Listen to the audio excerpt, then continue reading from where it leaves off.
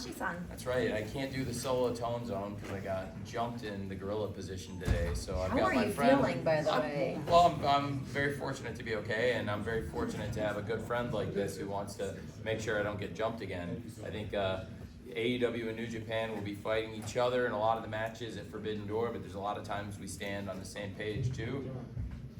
Very grateful to AEW World Champion Swerve Strickland. Very grateful to Tanahashi-san for being here this weekend with AEW, and very grateful to all of you. And now we can take your questions. Hey. Hi, Tony. Amy Nemedy with WrestleJoy. First, congratulations on celebrating 5 years and an incredible show. So I'd like to know what your thoughts were with Anarchy in the Arena and the planning that went into that. It was really chaotic, a lot of fun in the crowd. There were so many massive elements between explosions and flamethrowers and stringing Darby Allin up and the Young Bucks super kicking him in the face with thumbtacked Reeboks. It was an incredible end to an incredible show. So I'd like to sort of get some insights on planning that for your 5-year anniversary, and if it's okay to Tanahashi, I would like to know who you would like to see challenging Jon Moxley for the IWGP Heavyweight Championship after tonight's Eliminator match with Takeshita, especially since New Japan and AEW have been so ingrained in the history with its formation. Well, if I may, I think it's important to note Dominion coming. Jon Moxley will be defending the IWGP World Championship versus Evil coming up at Dominion. And we have a lot of great details about that. And the winner of the Jon Moxley versus Evil match is going to be in a great position going into the Forbidden Door. Yep. Perfect. Thank you. And very excited for Dominion. It's one of the best events in New Japan Pro Wrestling year in, year out. They're having a great year. I think AEW and New Japan both having a great year, and we'll both have great momentum going into Forbidden Door, whoever is the champion, whether it's Evil or Jon Moxley. Anarchy in the Arena was insane.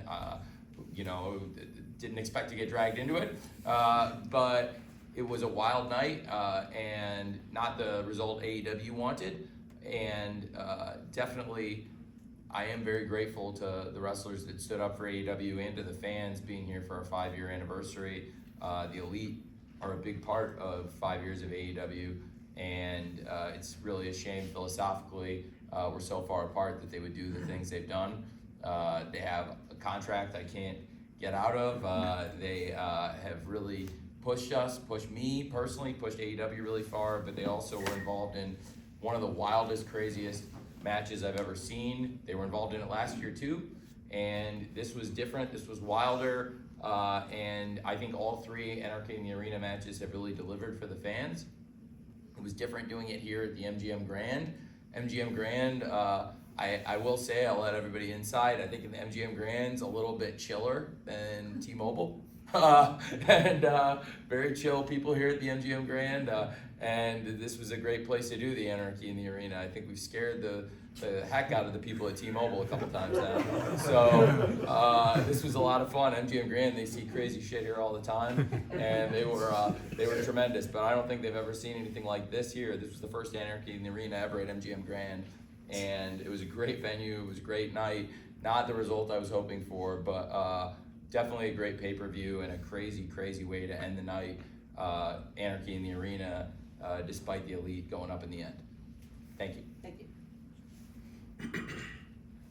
Hey, Tony, Adrian Hernandez with Unlikely, and I think the biggest surprise of tonight was the return of MJF, the homegrown talent on the 5-year anniversary of Double or Nothing. Could you speak on that process of whether it was a re-signing or contract extension, but having him back here in AEW? Well, it's great to get MJF here in AEW for the long haul. It was something that coming out of World's End, obviously his future was uncertain. He was beat up physically, I think after some of the things that had happened with Adam Cole mentally, and it made a lot of sense for MJF to take the time, and I understood that. And he's a huge part of AEW. He's a former world champion. He's somebody who has been here with us from the very beginning, from the very first match in the history of AEW 5 years ago this weekend. And it's great to have MJF back here in AEW. It was something really special for the fans for the 5-year anniversary on a great night. A lot of great moments on the very first Double or Nothing, and MJF was a big part of it. He he was in the first match, and then he got on Bret Hart and insulted Bret Hart, and it was a crazy night. And 5 years later, it's great to have MJF back in AEW. It's something special. Thank you. Hi, Xenia from XDT. Congratulations on the incredible show tonight. And tonight we had an unprecedented triple main event. So can you talk about what went into planning that and making sure that each of those matches feels equally important, feels like a main event? Absolutely. Last year we did a double main event. We had the four-way, four pillars match for the AEW World Championship, which was MJF versus Sammy Guevara versus Darby Allin versus Jack Perry. Darby and Jack actually ended up in another part of the triple main event tonight in Anarchy in the Arena. But last year we had that World Championship match and we had Anarchy in the Arena. That was a great show and it felt like a great end. And the matches at the end were completely different and both felt really special. And when we signed Mercedes Moné, one of the most famous stars in all of wrestling, a top star and a top wrestler, and when she was getting into the ring with Willow Nightingale for the TBS Championship, I felt really strongly that would be great for a triple main event too. And I'm a big wrestling fan. I love AEW, but I'm also a big fan of New Japan Pro Wrestling and my friends. And it was just over 1 year ago. It was 1 year ago this week that Mercedes last stepped in the ring. And it was 1 year ago this week that she had that match with Willow for the New Japan Strong Championship. And it was obviously a very pivotal night in both of their careers. And we talked about it a lot in the build to this match. And it was something I felt really strongly about, that I think after 1 year out of the ring and the best year of Willow's career, winning that New Japan Strong Championship, winning the Owen Hart Foundation Cup, and then becoming the TBS champion, doing all these great things in that 1 year span while Mercedes was sitting on the sidelines, and knowing that Mercedes has been champing at the bit to get back in the ring and wanting to get Willow back in the ring. And now they're 1-1. I would love to see another match between them down the line. And I thought that with that rivalry and with that story and how important it is to AEW to deliver a great TBS championship match for our network partners, to have a great TBS champion as the face of the Superstation, and to have a great defense for a great champion like Willow and a great debut for a huge star like the CEO Mercedes Moné, I felt like that would be a really important aspect to the triple main event. And then last year, of course, going into the Anarchy in the Arena, we had MJF, the world champion, wrestling some of our top stars that in that four pillars, four-way world championship match. This year, it was different, but having the world championship match paired up at Anarchy in the Arena, that made a lot of sense to me. Instead of doing the double main event we did last year, I thought with Mercedes and Willow, we could have a triple main event. And also with the slot machine, it made for some cool graphics and great promotional materials for the pay-per-view. And it was different than last year's Double or Nothing double main event. This year felt like a triple main event. Thank you. Hey Tony, Rick with Las Vegas Radio. Congratulations on an amazing event today. Expanding on a little what you're saying, you have this amazing female roster that you guys have bolstering right now. Any thoughts on adding a trios or tag division? Well, yeah, absolutely. We've talked about that, have talked about a lot of potential additions in terms of championships. I think right now we have some really strong rivalries emerging amongst the World Championship, the TBS Championship, and also with ROH. You can't deny that ROH has great champions now. We just crowned a new Ring of Honor Women's World Television Champion in Billie Starkz, and her mentor, Athena, might be the best wrestler in the world and is the Ring of Honor Women's World Champion. And she is a little beat up herself right now, but she is going to be 100% very soon as we are bringing ROH and AEW to Texas, her home state, and actually Dallas, her home city. So there's a lot of great things happening in AEW and ROH in the men's and the women's divisions. I think it is definitely something that could be very good possibilities down the line, but we're also still really trying to build the depth back to I think the strongest it's ever been. And there was a point All Out 21 where I was coaching the Casino Battle Royale, and we had 21 women in that Battle Royale, as well as a great Britt Baker versus Chris Statlander championship match. And I think that was top to bottom, up till now, the deepest the division's ever been. and a lot of the great people from that match have been out or injured for various reasons and not with us. I think we're going to keep getting more and more depth back, and the division's going to keep getting stronger and stronger. I think those are both very interesting championships. I also think something different we could do here that I've had interest in would be mixed tag team championships. And I think we have a lot of people that are aligned, and you said yes and nodded really quickly Yes. when I said that, because I think a lot of people would be interested in that too, and that's different than what other major promotions have, and I think that would set AEW apart. So I'm also interested in mixed tag team championships. Thanks for asking. Thank you. Hi, Tony Marco, Marco Show. How you doing? Hey, Mark. As you've now hit the 5-year anniversary, I'm curious to hear, as a father of a teenage daughter, what is AEW going to be doing in the future to appeal to kids and college-age kids to, bring more youth to the stands? It's a lot of adults out there, and I'd be curious to hear what your thoughts are in terms of marketing to kids Yep. for AEW. Well, I really am glad you asked that. I think first of all, we work with some great licensing partners. I'm really very, very blessed to be able to work with Jazzwares, and I think our toy business has done really, really well for us. And I think for me growing up, first of all, my first merchandise and what I played with a lot was toys. That's a part of it. Gaming, we've not just a console game with AEW Fight Forever, which was a really important step for us and has been a great experience for a young company. In addition to toys, gaming, and merchandising, I think there are tons of crossover opportunities. I think this company was born 5 years ago from digital engagement. There was no Dynamite, there was no TV. We sold this first pay-per-view and defied all expectations based on digital engagement, because AEW started the original Double or Nothing 5 years ago before the TV. And I think that's a huge part of how we stay connected with the fans, and I think it's important for us to remember that. Maybe when we go home from this, we can remember how we got started 5 years ago and how much ingenuity there was with no TV. And I think that is something we've put a lot of thought into, coming out of the Continental Classic, the promos in the back and all the digital exclusives, and a lot of the digital exclusives that Renee produces and hosts are really key, I think, to build digital engagement too, which is, in 2024 is going to be the way we're connecting with a lot of young fans. I also think having a lot of popular stars that would appeal to young fans makes a lot of sense. My college roommate and his wife, I was the best man in their wedding, and they were here with their 2 kids today, and they were wearing Swerve t-shirt and a Bruv Will Ospreay t-shirt, and my friend's son, he was recovering from a broken nose and made it to the show, and you got to see another person with a broken nose, Darby, in the back, and that was it seemed like it was a really big deal for him, the look on his face seeing Swerve and Will Ospreay and Darby walking around.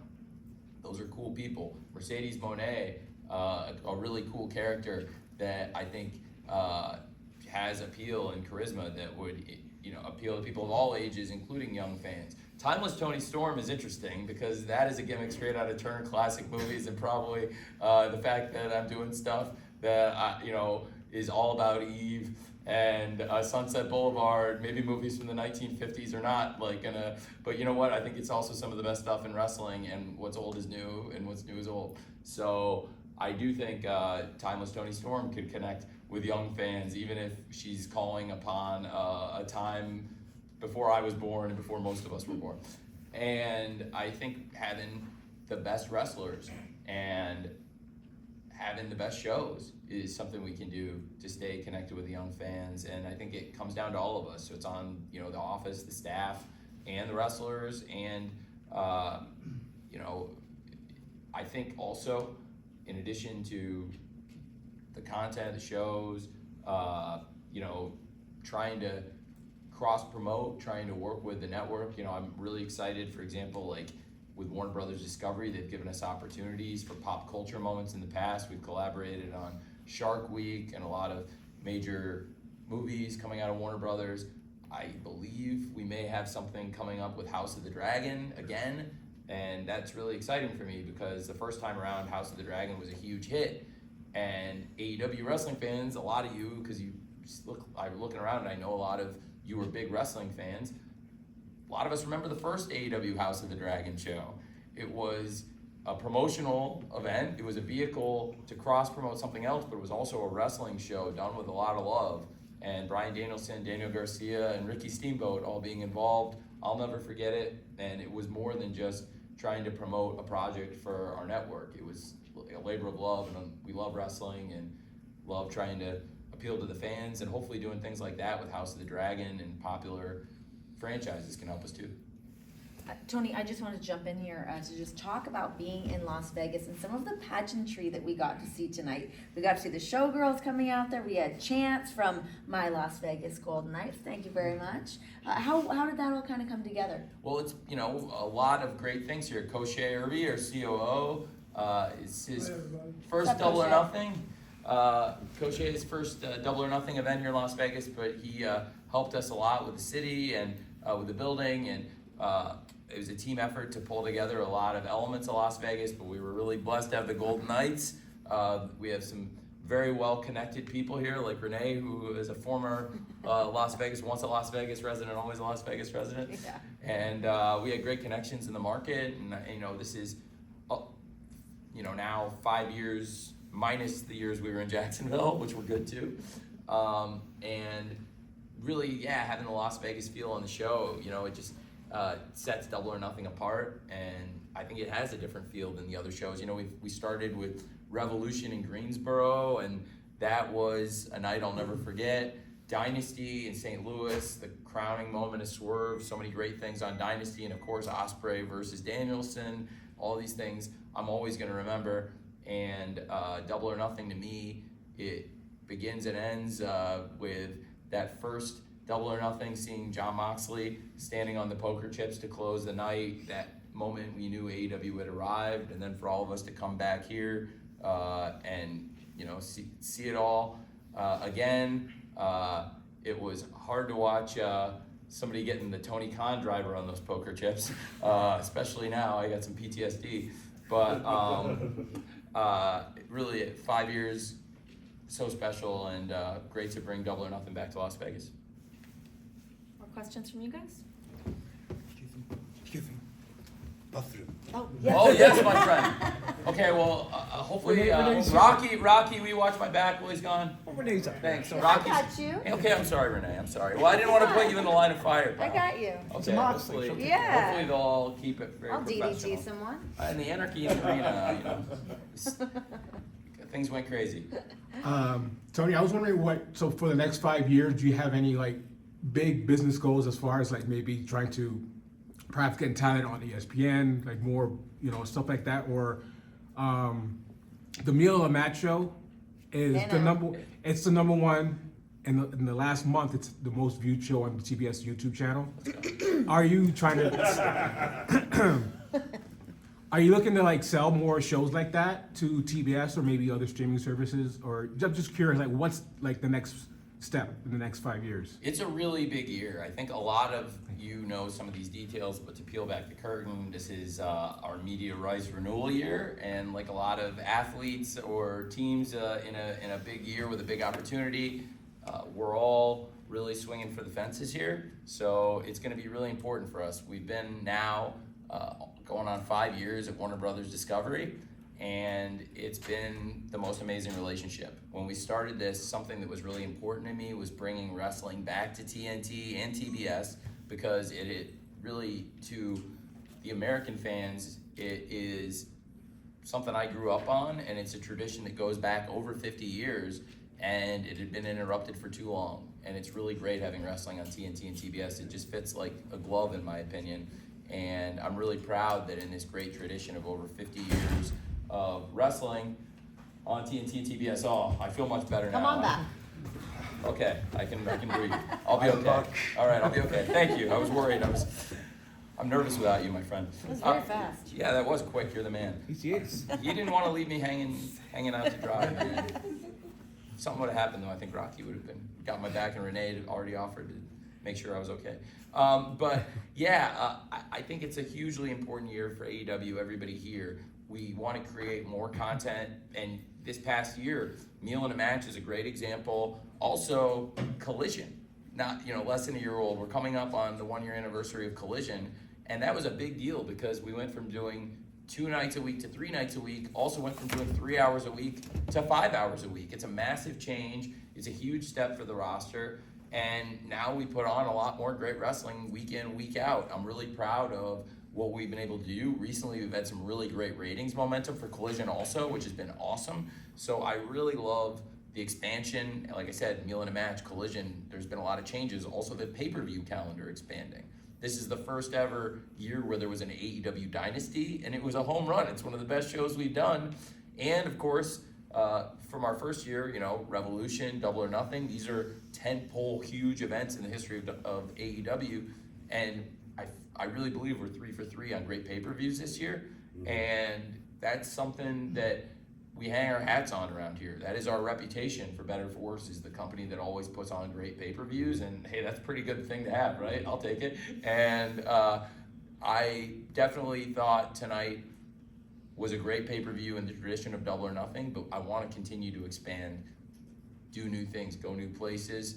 But one thing is, I'm very happy on TBS and TNT, so we'll find out where all the shows are gonna live next year, but TNT and TBS have been a great home for AEW, and they're a great home for pro wrestling, and AEW is a great home for pro wrestling, so I think that's why it's a great fit.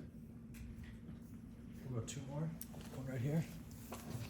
Corey Lee with the Wrestling Observer. 2 quick questions. First, is there an injury update on Adam Copeland? It looked like he hurt his leg on that splash, if there's an update on him. And then the second question I have, you did an interview with Justin Barrasso today talking about the rights deal. Obviously, you just were mentioning about WBD. You did mention that the exclusivity window is coming up pretty soon. Do you want to kind of see where the landscape is, or would you want or anticipate that you can get the deal done before that window does close? Well, I'm not sure. I know we were having great talks, and I'm very blessed to be engaged with the awesome leadership of Warner Brothers Discovery. Mr. Zasloff has been amazing for AEW.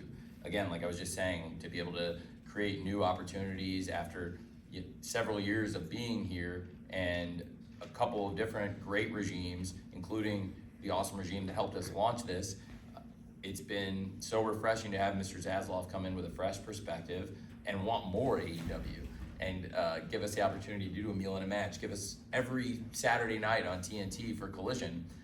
And I would absolutely love to stay here as long as they would have us, and we're having great talks with them, and there is an exclusive period, and we're in it, and I'm very blessed to be having great talks with them in this period. We'll see what happens, but we've been treated fantastic by TBS and TNT, and I'm really very happy working for Mr. David Zasloff, and I hope we can keep doing it for a long time. And the Adam Copeland question. Yes, and Adam, speaking of the face of TNT, Mr. Copeland, we are checking him out. That was an amazing barbed wire cage match.